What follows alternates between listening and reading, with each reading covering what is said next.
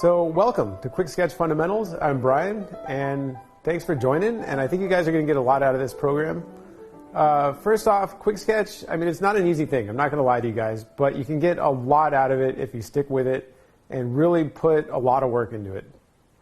And as you can see, I've basically taken Quick Sketch and broken it down into the most fundamental aspects that I can think of, you know? So I basically took it and broke it down into like the Riley rhythms and the more rhythmical structure, and then added like a more kind of cylindrical and boxy type structure to it, and then kind of went a step further and figured out how to layer kind of more shadow mapping information on top of that. So, you know, as a quick example, you can see this is kind of just like my version of the Riley method, essentially.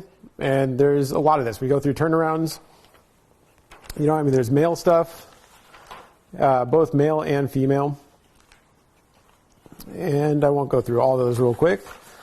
But as you can see, then we kind of move over into a more structural type phase. Or sorry, the actual quick sketch phase. Which looks about like this, you know. And I keep it pretty simple. I mean, it's just really simple gestures and simple long lines, working with C curves, S curves, straights, all that kind of stuff. I mean, just a couple quick examples. And then if you move on, you can see kind of like a more structural version. Well, I'll basically take that information and come in and layer in like cylindrical and boxy type shapes, kind of like these. And it, you know, they kind of build one after the other. This one's a pretty good example. I mean, you kind of get good foreshortening out of it. And if you really kind of stick with it, I think it'll go pretty well. And this is a good example of mapping. You know, so lastly, we're going to kind of take that information and layer shadow mapping stuff on top of it. And you'll get some kind of cool, complex type figures.